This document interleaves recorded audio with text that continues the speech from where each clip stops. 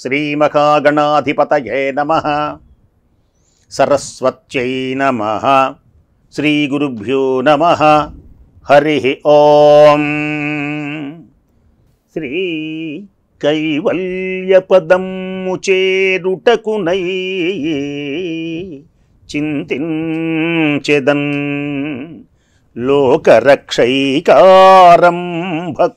భక్తపాలన కళా సంరంభకున్ దానవోద్రేకస్తంభకు కేళిలోల విలసదృగ్జాల సంభూత నానాకంజాత భవాండకుంభకు మకానందాంగనాడింభకున్.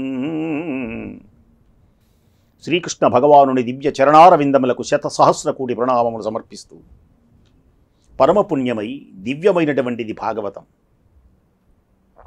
విదేహ మహారాజు 9 మంది మహర్షులు వస్తే వారినందరినీ సేవించి అడుగుతున్నాడు, భాగవత ధర్మము ఏది,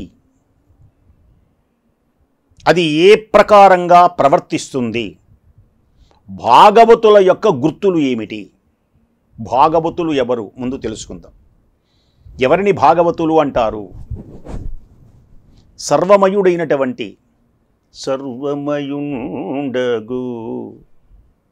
సర్వమయమైనటువంటి ఆ పద్మలోచనుని తన ఆత్మస్వరూపమే ఉన్నాడు అని, శంఖచక్ర గదాధారుడైనటువంటి స్వామిని తన ఆత్మస్వరూపమే నారాయణుడని భావించేవాడే భాగవతోత్తముడు.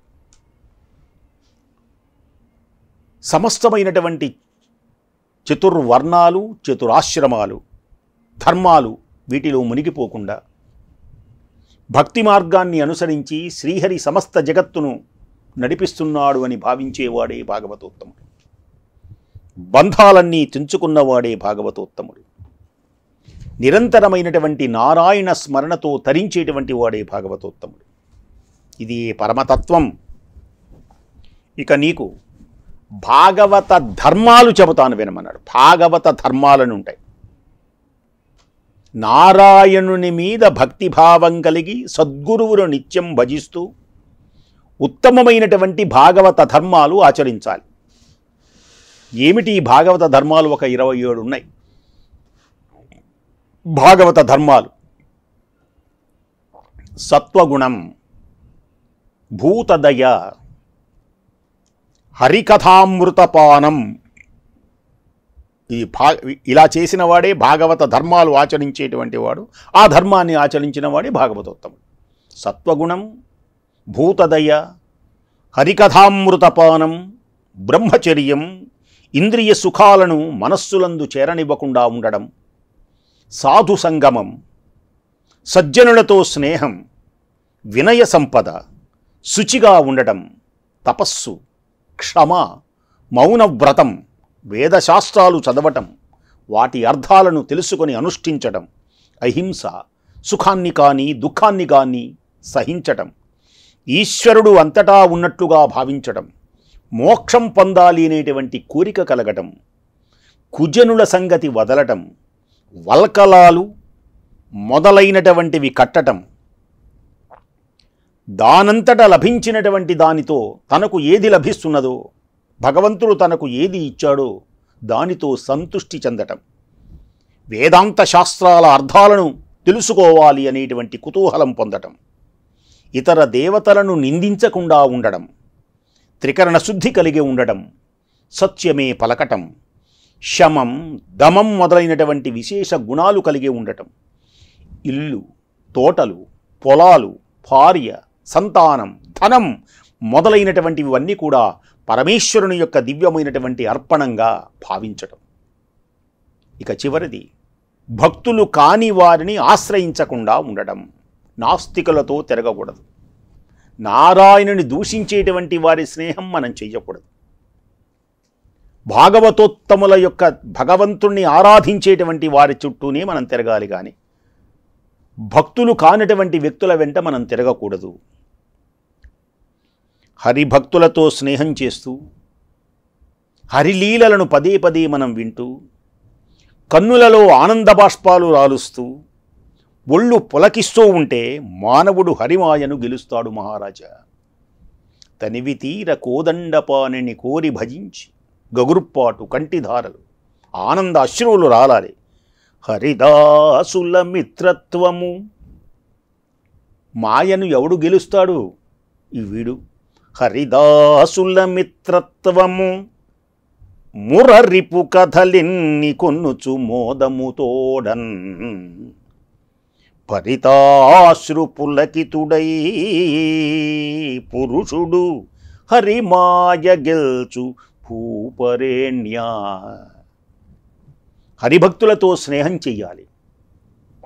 హరిభక్తులతో స్నేహం చేస్తూ హరిలీలను తలుచుకుంటూ కన్నులలో ఆనంద బాష్పములు నిండుతూ ఉంటే ఒళ్ళు పులకిస్తూ ఉండగా ఆనందించేటువంటి ఏ వ్యక్తి అయితే ఉన్నాడో ఆ వ్యక్తియే హరిమాయను గెలుస్తాడు అని ఎప్పుడైతే పలికాడో విదేహ చక్రవర్తి మరల ఇంకొక అనుమానాన్ని అడుగుతున్నాడు. భాగవతులారా, అన్ని లోకాలకు ప్రభువైనటువంటి నారాయణుడు అనేటువంటి భావం అలరారే పరమాత్ముని యొక్క ప్రభావం ఏమిటి? నారాయణుడు గొప్పవాడన్నాడు, ఆయన ప్రభావాన్ని వినాలి అనేటువంటి కోరిక కలుగుతున్నది, ఆనతీయండి అని విదేహరాజు అడిగితే పిప్పలాయనుడు అని పేరు కలిగినటువంటి మహర్షి పలుకుతూ ఉన్నాడు. పిప్పలాయనుడు. మహారాజా విను, నీకు ఇంపును కలిగేటువంటి విధంగా లోకేశ్వరుని యొక్క దివ్యమైనటువంటి చరిత్రను చెబుతాను విను. సృష్టి స్థితిలయాలకు కారణమైనటువంటి పరంజ్యోతి స్వరూపం దేహేంద్రియములలో స్థిరంగా ప్రవేశిస్తుంది. మంటలు అగ్ని లోపల ప్రవేశించినట్లుగా ఇంద్రియాలు ఆత్మను ఆక్రమించలేవు. నాదం పిల్లన గ్రోవిని లోకనలేదు. నాదం పిల్లన గ్రోవిలో నుంచి వస్తుంది కానీ నాదంలో నుంచి పిల్లన గ్రోవి రాదు. అదే విధం అనుకో, మంటలు అగ్నిలో నుంచి మంటలు వస్తాయి కానీ అగ్ని మంటలోకి వెళ్ళదు. అసలు మంట ఉంటేనే అగ్ని. పిల్లన గ్రోవిలో నుంచి నాదములు వస్తాయి, నాదములో నుంచి పిల్లన గ్రోవి రాదు. అలాగే ఇంద్రియాలు ఆత్మను చేరవు, ఆత్మయే ఇంద్రియములను ఆశ్రయిస్తు. ఆత్మ ఆ ఇంద్రియాలు ఆత్మను ఆశ్రయించలేవు. సత్వగుణం, రజోగుణం, తమోగుణం, మహత్తు, అహంకారం చైతన్యంలో కలిగిస్తే ఇవి చైతన్యంతో గనక ఎప్పుడైతే కలుస్తాయో సత్వగుణం, రజోగుణం, తమోగుణం, మహత్ అహంకారములు చైతన్యంతో కలిసినప్పుడు జీవం అని అంటారు. ఇదే సత్ అసత్తు స్వరూపంగా ఎన్నబడుతుంది. ఇందుకు అతీతమైనటువంటి దాన్ని పరమాత్మగా తెలుసుకోవాలి. ఈ సచ్చిత్ ఆనందం, సత్యం బ్రహ్మ, జ్ఞానం బ్రహ్మ, అనంతం బ్రహ్మ, సత్యం జ్ఞానం అనంతం బ్రహ్మ.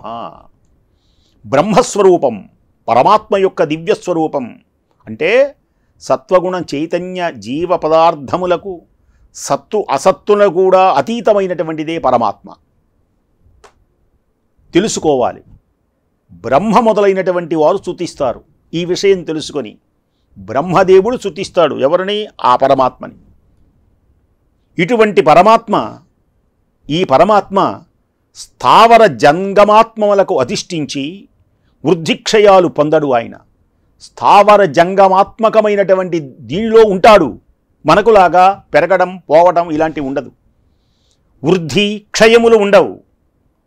నిమిత్తమాత్రంగా చెట్లు, తీగలు మొదలైనటువంటి వాని లోపల వర్తిస్తూ ఉంటాడు. ఆయన అందట్లో ఉంటాడు. కానీ ఆ చెట్టుకి వృద్ధిక్షయములు ఉన్నాయేమో, దేహమునకు వృద్ధిక్షయములు ఉంటావేమో, ఆ అంతటా లోపల ఉన్నటువంటి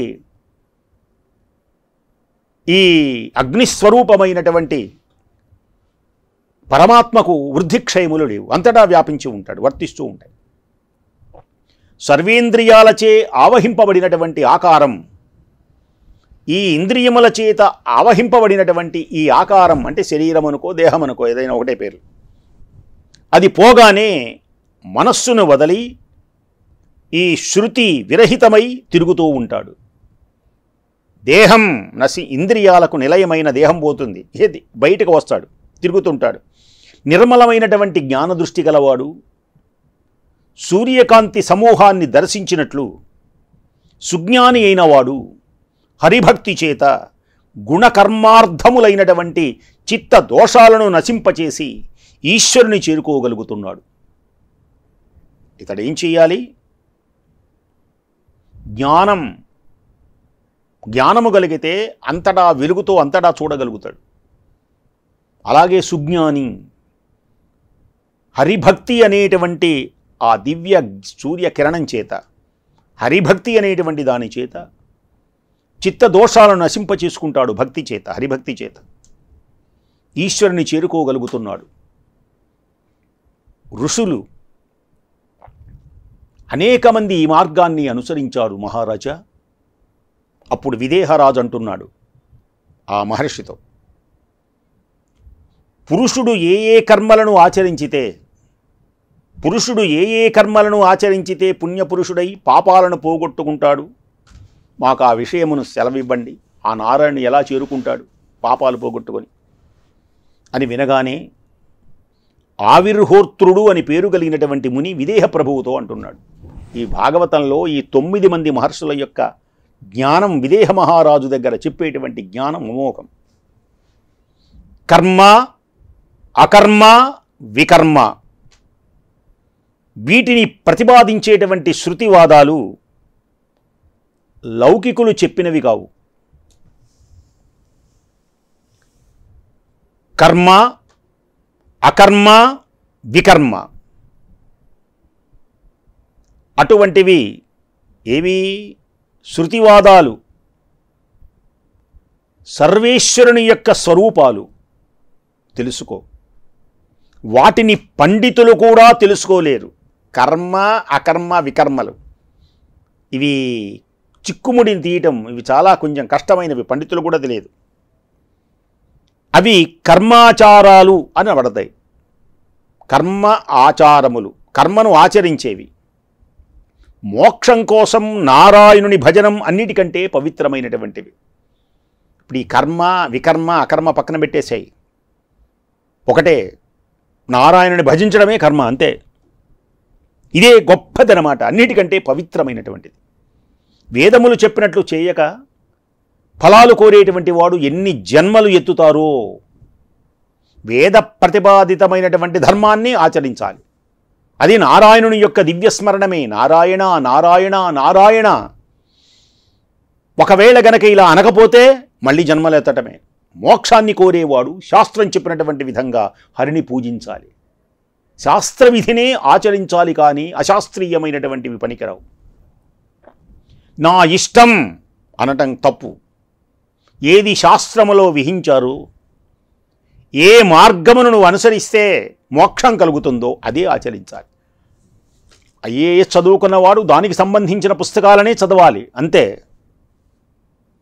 ఇంజనీర్ అనేవాడు ఇంజనీరుకు సంబంధించిన పుస్తకాలే, అదే శాస్త్రం. పెద్దలు నిర్ణయిస్తారు, ఈ సబ్జెక్టులు ఇలా చదివితే దీన్ని ఇంజనీరింగు, ఇలా చదివితే ఇది డాక్టర్. అంతేగాని వేరొక మార్గాన్ని అనుసరించకూడదు. డాక్టర్ అవ్వాలనుకున్నప్పుడు ఇంకొక మార్గాన్ని అనుసరించకూడదు, దానికి సంబంధించినవే. కానిక మోక్షమును పొందాలి అనుకున్నటువంటి వ్యక్తి ఏం చేయాలి? వేద ప్రతిపాదితమైనటువంటి శాస్త్రవిధినే ఆచరించాలి. ఆ పూజా విధానం ఎటువంటిది? మోక్ష మార్గం. పరిశుద్ధమైనటువంటి దేహంతో భగవంతుని సన్నిధిలో పవిత్రమైనటువంటి చిత్తంతో ప్రవర్తించాలి. నారాయణుని యొక్క ఎదురుకుండా కూర్చోవాలి. పవిత్రమైనటువంటి ఆచరణ చేయగలగాలి. షోడశోపచారములతో చక్రధరుని ఆరాధించాలి. 16 రకమైనటువంటి పూజలు ఉంటాయి, దీని పేరే పూజ. ఆహ్వానం చెందడం, అర్ఘ్యపాద్యములు, పరమాత్మని ఆరాధించడం. ఓం కేశవాయ నమః, ఓం నారాయణాయ నమః, ఓం మాధవాయ నమః. గంధ పుష్ప ధూప దీప నైవేద్యములు అర్పించి సాష్టాంగ ప్రణామములు చేసి భక్తిభావంతో నిండినటువంటి మనస్సు కలవాడై ఇలా చేసినటువంటి వ్యక్తి పరమాత్మను చేరుకుంటాడు. రోజు ఈ పని చేయండి. నారాయణుని ఎదుట 2 నిమిషాలు కూర్చోండి. ఆ పటం ఎదుట, ఆ విగ్రహం ఎదుట కూర్చోండి. నారాయణుని ఆ రూపాన్ని కన్నురారా భౌతిక రూపంతో చూసి మానసికముగా ఆత్మస్వరూపంగా తనలో ఉన్నాడు అని ఆ రూపాన్ని తనలో భావించుకొని షోడశోపచారములు చేసి సాష్టాంగ దండ ప్రణామములు చేసి భక్తిభావంతో ఎవడైతే ఉంటాడో అతడు పరమాత్మను చేరుకుంటాడు. అప్పుడు విదేహ మహారాజు అంటున్నాడు, ఈశ్వరుడే ఏ ఏ లీలలు ఆచరించాడు అంతా నాకు వివరించండి, ఆయన ఏ ఏ లీలలు చేశాడో నాకు చెప్పండి అన్నాడు. అప్పుడు ద్రమిళు అనేటువంటి మునీశ్వరుడు ఇలా అంటున్నాడు విదేహరాజుతో, రాజా, తారల నెన్నంగవచ్చు, ఈశ్వరుడు యొక్క లీలలు చెప్పమంటున్నావా? తారల నెన్నంగవచ్చు, భూరే నువ్వు లెక్క పెట్టన్ బోలును ధాత్రిన్, నారాయణ గుణ కథనములు ఆరయ వర్ణింపలేరు హరబ్రహ్మాదుల్, తారల నిన్నగవచ్చును, ఆకాశంలో ఉన్నటువంటి చుక్కలు లెక్క పెట్టవచ్చు, భూమిపై ఉన్నటువంటి మట్టి రేణువులను కూడా లెక్క పెట్టవచ్చు చాలా కష్టపడి. అయినా నారాయణుని యొక్క గుణ విశేషాలను మాత్రం శివుడు కానీ బ్రహ్మ కానీ మొదలైనటువంటి వారు కూడా వర్ణించలేరు. ఏదో మన చేతనైనంతవరకు చేసుకోవడమే, ఇంతవరకే. ఇంకా ఉన్నాయి, ఇంకా ఉన్నాయి, ఇంకా ఉన్నాయి. తారల నిన్నగవచ్చును, భూరేణుల లెక్క పెట్టబోలును ధాత్రిన్, నారాయణ గుణ కథనములు ఆరయ వర్ణింపలేరు హరబ్రహ్మాదుల్. భగవంతుడు తాను సృష్టించిన పంచభూత సమూహాన్ని పురంగా చేసి దానిలో ఒక అంశతో ప్రవేశించి సగుణనిష్ఠుడై నారాయణుడను పేరుగల ఋషీశ్వరుడుగా ప్రకాశించాడు. ఆయనే సృష్టించాడు, మళ్ళీ ఆయనలోనే మళ్ళీ ఆయనే ప్రవేశించి నారాయణుడు అనే పేరు కలిగినటువంటి ఒక ఋషి అయినాడు. ఆయన 10 ఇంద్రియములతో నిర్మితములైనటువంటి శరీరాలను దాల్చి జగత్తును సృష్టి స్థితి లయములను మొదలైనటువంటి కార్యాలు చేయటం వలన సత్వర్జస్తమో గుణాలతో బ్రహ్మ విష్ణు రుద్రులను పేర్లతో ఒప్పుతూ ఉంటారు. అలా సృష్టించాడు ఆయన. గుణాత్మకుడు అనబడేటువంటి ఆ నారాయణుని యొక్క చరిత్ర చెబుతాను విను. భగవంతుడు తాను సృష్టించినటువంటి పంచభూతములలో ప్రవేశించి తాను సృష్టించి తానే ప్రవేశించి త్రిగుణములను సృష్టించి సృష్టి స్థితిలయములను కారణభూతుడై సత్వరజస్తమో గుణములను చేత బ్రహ్మ విష్ణు రుద్రులను సృష్టించినటువంటి మహానుభావుడు ఆయనే. ఆయన యొక్క లీలలు చరిత్రలు చెబుతాను వీరు. నారాయణుడే ఋషి అయినాడు. నారాయణ ఋషి, బదరీ నారాయణుడు అంటారు. ఎవరీ నారాయణుడు ఋషి? బదరికాశ్రమంలో ధర్ముడు దక్షపుత్రికను పెళ్లాడాడు. ధర్ముడు ఆ దంపతులకు సత్కర్ముడు పరిశుద్ధుడు అయినటువంటి నారాయణ ఋషి జన్మించాడు. ఆ నారాయణ ముని బదరికాశ్రమంలో అపారమైనటువంటి నిష్ఠతో తపస్సు సాగించాడు. ఆయన తపస్సుకు ఇంద్రుడు భయపడి తపోభంగ నిమిత్తమై మన్మధుణ్ణి అప్సరసలను పంపించాడు. ఆయన యొక్క నారాయణ ముని భగవంతుడే నారాయణుడు నారాయణ మునిగా అవతరించాడు. ఆయన తపస్సు చేశాడు. తపస్సు భగ్నం చెయ్యాలని ఇంద్రుడు మన్మధుణ్ణి అప్సరసలను పంపించాడు. అతని తపస్సు భగ్నం చేయడానికి వారు నారాయణ ఆశ్రమానికి వచ్చారు. బదరి నారాయణ నారాయణ హరి హరి, బదరి నారాయణ నారాయణ నారాయణ నారాయణ నారాయణ. బదరికాశ్రమంలో నారాయణుడు ఉన్నాడే, ఆ నారాయణముని కథే. ఆ తపోవనం చాలా చక్కగా ఉంది. నారాయణ ఆశ్రమానికి మన్మధుడు అప్సరసలు వచ్చారు. ఎలా ఉంది ఆశ్రమం? సాల రసాల బిల్వ కదళీ ఖర్జూర జంబు జంబీర చందన పున్నాగ మందారాది వివిధ వృక్ష నిబిడంబులు. అంటే మామిడి, మద్ది, మేడి, అరటి, ఖర్జూరం, నేరేడు, నిమ్మ, చందనం, సురపొన్న, మందారం మొదలైనటువంటి అనేక వృక్షాలతో నిండి ఉన్నది. పూలతో, పండ్లతో క్రింది వంగినటువంటి కొమ్మలు చక్కగా ఆనందంగా ఆ ప్రకృతి కనబడుతూ ఉన్నది. గురివెంద పొదల పూల గుత్తులు మకరందం త్రాగి మదించిన తుమ్మెదల యొక్క ఝంకారాలు ప్రతిధ్వనిస్తూ ఉన్నాయి. బంగారు పద్మాలతో కలువలతో ప్రకాశించేటువంటి సరస్సులలో జంటలు జంటలుగా విహరిస్తున్నాయి. జక్కువలు, కొంగలు, క్రౌంచ పక్షులు, హంసలు ఇవి ఆ కొలంలో అలా జంటల జంటలుగా విహరిస్తూ అందాన్ని కూరుస్తున్నాయి. తామరతూళ్ళు తినటమందు ఆసక్తి కలిగినటువంటి సారపక్షుల ముక్కులతో చీల్చబడినటువంటి తామర మొగ్గలతో ఆ కేసరాలు భాసిస్తూ సరోవరాలు ఉన్నాయి. కొన్ని ఆ తామర తూళ్లను అలా మధ్యలో ఉన్నటువంటి వాటిని చీల్చి వాటిలో ఉన్నటువంటివి తింటూ ఉంటాయన్నమాట. అలా తునకలైనటువంటివన్నీ కొలంలో ప్రకాశిస్తున్నాయి. అటువంటి తపోవనంలో ఆ చంద్రముఖులు మెల్లగా నడుస్తూ చెమట బిందువులు కొనగోళ్లతో చిమ్ముకుంటూ అలా నారాయణుని యొక్క దివ్యమైనటువంటి మహర్షిని చేరారు. ఆ నారాయణ ఋషి మన్మధుడు కూడా వచ్చాడుగా. మన్మధుడు బాణాలు వేశాడు, కళ్ళు తెరిచి అప్సరసను చూచి మోహంలో పడాలి అని. నారాయణుడు మన్మధుని బాణ సమూహములకు మునగలేదు, ధైర్యము వీడలేదు. ఆ కాంతల యొక్క పదునైనటువంటి చూపుల మోహములోనూ అతడు పొందలేదు. మన్మధుడు బాణం వేయగానే తపోభంగం వల్ల కళ్ళు తెరుస్తారు, కళ్ళు తెరగానే అందమైనటువంటి స్త్రీలు కనబడతారు వయ్యారాలతో. ఇక వెంటనే వాళ్ళతో మోహంతో ఉంటాడు, తపోభంగం అయిపోతుంది. అయినా చెందలేదు ఆయన, ఇవన్నీ ఏమాత్రం చెలించలేదు. తన హృదయంలో అచ్యుతుడు, అనంతుడు, జగన్నాథుడు అయినటువంటి రమేశుణ్ణి నిశ్చల భక్తితో నిలుపుకున్నాడు ఆ నారాయణుడు అని పేరు కలిగిన ముని. అలా ఉంటే ఇంద్రుడు పంపగా మీరు వచ్చారు.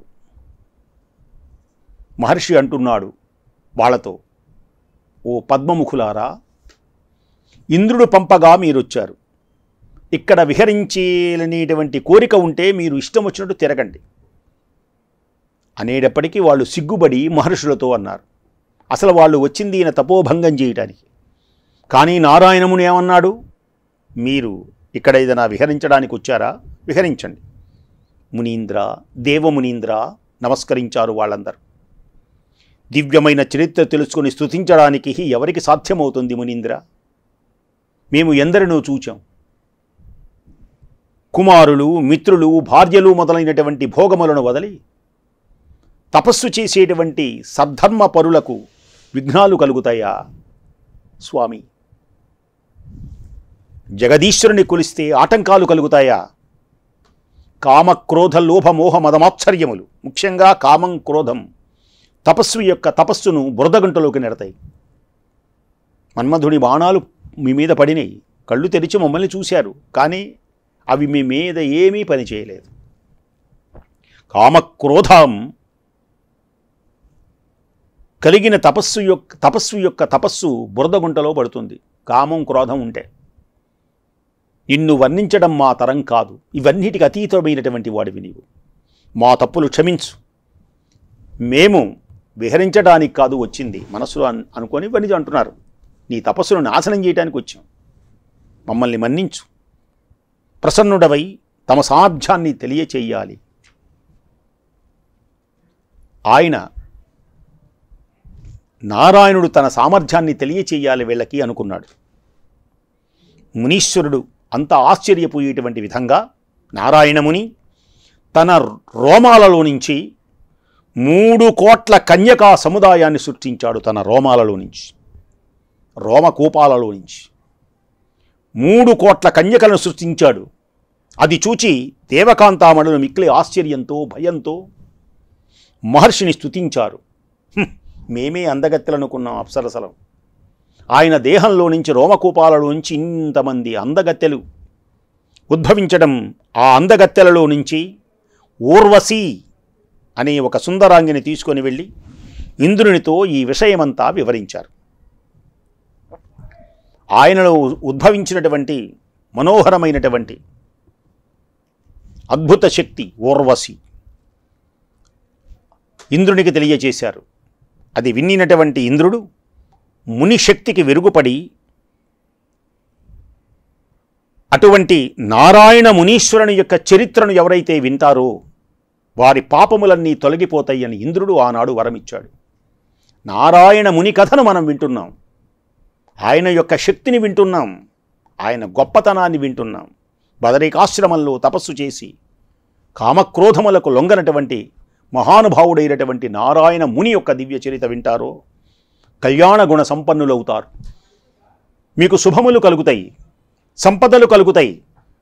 బదరికాశ్రమంలో విశేషమైనటువంటి అద్భుతమైనటువంటి రూపము కలిగినటువంటి మహానుభావుడు నారాయణముని. అట్టి కళ్యాణ గుణములు మీకు కలుగగా కాని మనసారా కోరుకుంటూ స్వస్తి.